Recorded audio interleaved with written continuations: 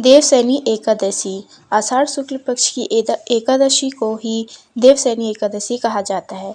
इस दिन से भगवान श्री हरि विष्णु क्षीर सागर में शयन करते हैं। इसी दिन से चतुर्मास का आरंभ माना जाता है।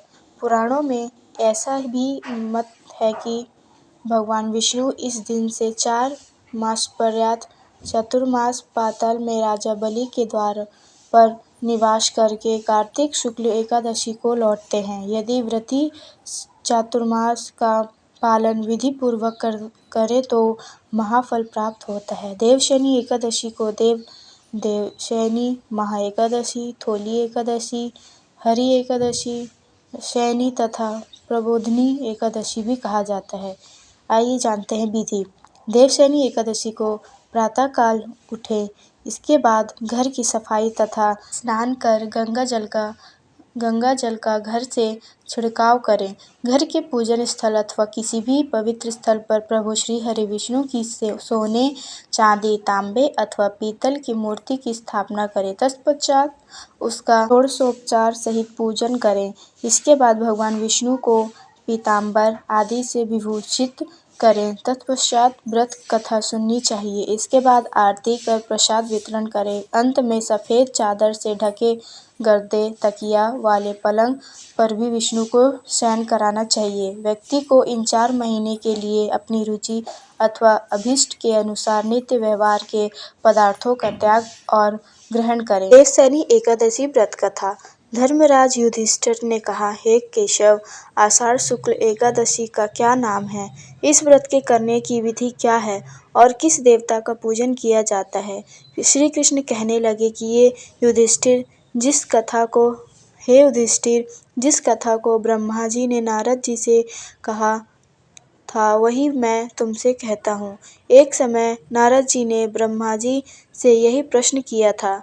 तब ब्रह्मा जी ने उत्तर दिया कि हे नारद, तुमने कलियुगी जीवों के उद्धार के लिए बहुत उत्तम प्रश्न किया है, क्योंकि देवशयनी एकादशी का व्रत सब व्रतों में उत्तम है। इस व्रत से समस्त पाप नष्ट हो जाते हैं और जो मनुष्य इस व्रत को नहीं करते वे नरकगामी होते हैं। इस व्रत के करने से भगवान विष्णु प्रसन्न होते हैं। इसे देवशयनी एकादशी, विष्णुशयनी एकादशी, आषाढ़ एकादशी और हरिशयनी एकादशी के नाम से भी जाना जाता है।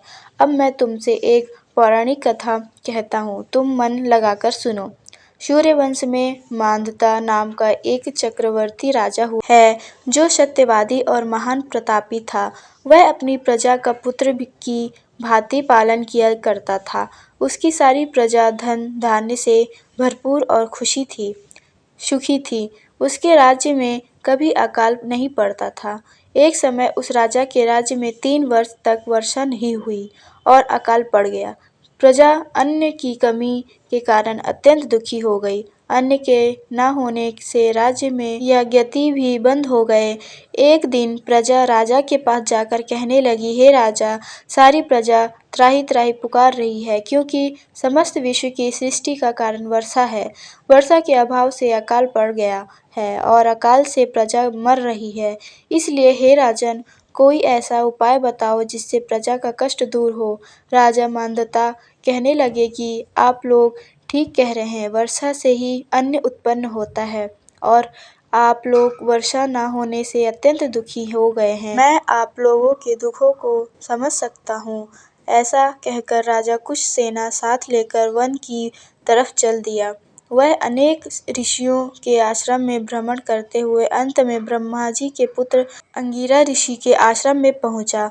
वहां राजा ने घोड़े से उतरकर अंगिरा ऋषि को प्रणाम किया। मुनि ने राजा को आशीर्वाद देकर कुशल क्षेम के पश्चात उनसे आश्रम में आने का कारण पूछा। राजा ने हाथ जोड़कर विनती भाव से कहा कि हे भगवान, सब प्रकार से धर्म पालन करने पर भी मेरे राज्य में अकाल पड़ गया है। इससे प्रजा अत्यंत दुखी है। राजा के पापों के प्रभाव से ही प्रजा को कष्ट होता है, ऐसा शास्त्रों में कहा गया है। जब मैं धर्मानुसार राज्य करता हूँ तो मेरे राज्य में अकाल कैसे पड़ गया है, इसके कारण का पता मुझको अभी तक नहीं चल सका। अब मैं आपके पास इसी संदेह को निवृत्त कराने के लिए आया हूँ। कृपा करके मेरे इस संदेह को दूर कीजिए, साथ ही प्रजा के कष्ट को दूर करने का कोई उपाय बताइए। इतनी बात सुनकर ऋषि कहने लगे कि हे राजन, यह सतयुग सब युगों में उत्तम है। इसमें धर्म को चारों चरण सम्मिलित हैं, अर्थात इस युग में धर्म की सबसे अधिक उन्नति है। लोग ब्रह्मा की उपासना करते हैं और केवल ब्राह्मणों को ही वेद पढ़ने का अधिकार है। ब्राह्मण की तपस्या करने का अधिकार रख सकते हैं, परंतु आपके राज्य में एक शूद्र तपस्या कर रहा है। इस दोष के कारण आपके राज्य में वर्षा नहीं हो रही है। इसलिए यदि आप प्रजा को भला चाहते हो तो उस शूद्र का वध कर दो। इस पर राजा कहने लगे कि महाराज, मैं उस निरपराध तपस्या करने वाले शूद्र को किस तरह मार सकता हूँ?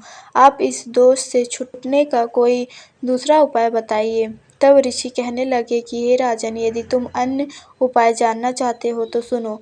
आषाढ़ मास के शुक्ल पक्ष की देवशयनी एकादशी नाम की एकादशी का विधि पूर्वक व्रत करो।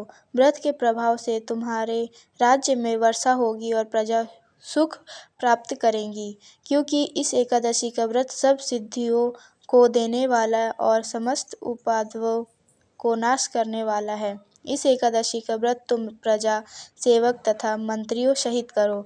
मुनि के इस वचन को सुनकर राजा अपने नगर को वापस आया और उसने विधि पूर्वक देवशयनी एकादशी का व्रत किया। उस व्रत के प्रभाव से वर्षा हुई और प्रजा को सुख पहुँचा। अतः इस मास की एकादशी का व्रत सब मनुष्यों को करना चाहिए। इस व्रत इस लोक में भोग और परलोक मुक्ति को देने वाला है। इस कथा को पढ़ने और सुनने से मनुष्य के समस्त पाप नाश को प्राप्त हो जाते हैं। बोलिए विष्णु भगवान की जय।